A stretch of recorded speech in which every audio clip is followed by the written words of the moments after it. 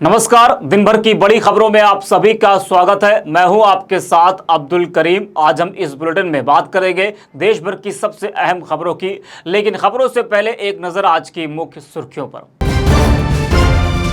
सपा प्रमुख अखिलेश यादव ने बीजेपी को दिखाया आईना, परिवारवाद वाले बयान पर किया पलटवार, कहा वे पीडीए परिवार से डरते हैं। आप सांसद संजय सिंह ने ली अमित शाह की चुटकी, पूछा अमित शाह के बेटे को बल्ला पकड़ना आता है क्या। शिवसेना सांसद संजय राउत ने स्मृति ईरानी पर कसा तंज, कहा राहुल गांधी के पीए से स्मृति ईरानी को मिलेगी करारी हार। सीएम भगवंत मान का बड़ा बयान, आपके इतिहास में सुनहरे अक्षरों में लिखा जाएगा गुजरात के लोगों का नाम। कर्नाटक सेक्स स्कैंडल मामला, एसडी रेवन्ना के घर पहुंची एसआईटी, 700 महिलाओं ने लिखा पत्र, प्रज्वल पर लटकी गिरफ्तारी की तलवार। आरजेडी नेता तेजस्वी यादव लगातार बीजेपी और पीएम मोदी पर हमलावर हैं और अब तक बिहार में 75 रैलियां कर चुके हैं। देखिए ये खास रिपोर्ट। लोकसभा चुनाव के मद्देनजर तेजस्वी यादव लगातार बीजेपी सरकार पर हमलावर हैं। इस क्रम में तेजस्वी यादव ने एक गाना गाकर प्रधानमंत्री पर हमला किया है और दावा किया है कि लोकसभा चुनाव में भारत गठबंधन जीतने जा रहा है।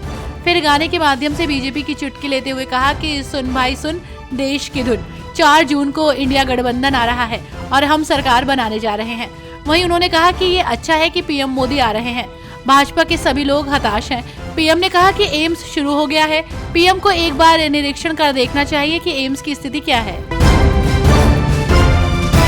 शिवसेना यूबीटी गुट के सांसद संजय राउत ने स्मृति ईरानी की चुटकी लेते हुए कहा कि स्मृति ईरानी पर मुझे दया आ रहा है कि वह राहुल गांधी के पीएम से हार जाएंगी। देखिए रिपोर्ट। शिवसेना यूबीटी नेता संजय राउत ने भाजपा नेता और अमेठी निर्वाचन क्षेत्र से लोकसभा उम्मीदवार का मजाक उड़ाया। उन्होंने कहा कि वो राहुल गांधी के पीए के खिलाफ हारने जा रही हैं। आपको बता दें कि संजय राउत का बयान राहुल गांधी द्वारा अमेठी नहीं बल्कि रायबरेली से नामांकन दाखिल करने के बाद आया। आपको बता दें कि कांग्रेस ने गांधी परिवार के करीबी केएल शर्मा को अमेठी से मैदान में उतारा है, तो वहीं गांधी परिवार के करीबी लोग पहले भी अमेठी से चुनाव लड़ चुके हैं। बीजेपी इतनी चिंतित क्यों है? मुझे स्मृति ईरानी पर दया आ रही है क्योंकि अब वो राहुल गांधी की पीए से हार जाएंगी।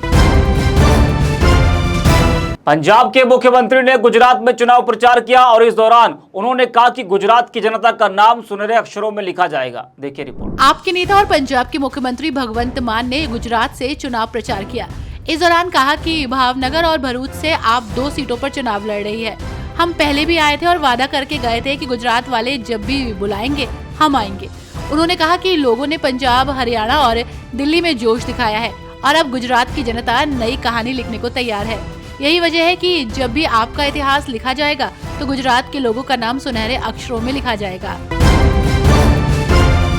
आप सांसद संजय सिंह ने अमित शाह की चुटकी लेते हुए कहा कि अमित शाह के बेटे को बल्ला पकड़ना आता है क्या। बीसीसीआई के सचिव बने बैठे हैं। देखिए खास रिपोर्ट। आप नेता संजय सिंह ने अमित शाह की चुटकी ली।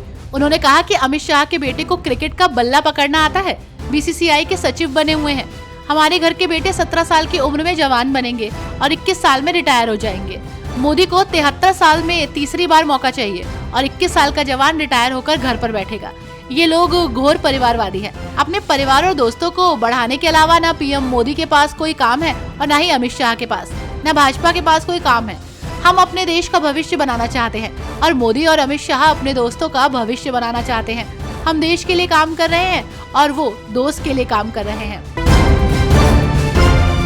लोकसभा चुनाव के बीच पीएम मोदी के परिवार की ऐसी करतूत दुनिया के सामने आई है जिसकी चर्चा जोरों पर है और मोदी के परिवार का सदस्य फरार है। देखिए खास रिपोर्ट। कर्नाटक में जेडीएस नेता प्रज्वल रेवन्ना के विवादास्पद वीडियो मामले की जांच के लिए एसआईटी टीम उनके पिता एसडी रेवन्ना के आवास पर पहुंची, तो वहीं प्रज्वल रेवन्ना के पिता एसडी रेवन्ना पर भी यौन उत्पीड़न और अपहरण का आरोप है। एसआईटी की टीम पीड़ित महिला को लेकर हासन जिले के होले नारासीपुरा स्थित रेवन्ना के आवास पर पहुंची। जांच टीम एक डीवाईएसपी, 2 इंस्पेक्टर और 1 पुलिस कांस्टेबल के साथ एसआईटी पीड़िता के साथ साथ न्यायिक पुलिस के साथ मौके पर पहुंची। पंचनामा के बाद पुलिस मौके पर ही पीड़िता का बयान दर्ज करेगी।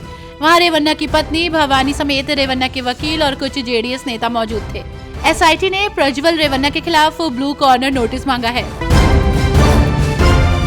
पीएम मोदी के महिला सुरक्षा को लेकर किए जा रहे वादे लगातार फेल हो रहे हैं। कर्नाटक के बाद अब बंगाल के राज्यपाल पर महिला से छेड़छाड़ का आरोप लगा है। देखिए हमारी खास रिपोर्ट। लोकसभा चुनाव के बीच पश्चिम बंगाल से बड़ी खबर सामने आई, जहां के राज्यपाल सीवी आनंद बोस पर महिला के साथ छेड़छाड़ के आरोप लगे हैं।